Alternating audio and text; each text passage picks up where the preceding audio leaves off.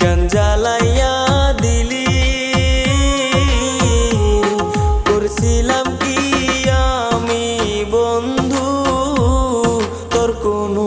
ক্ষতি বন্ধু তোর কি কোনো ক্ষতি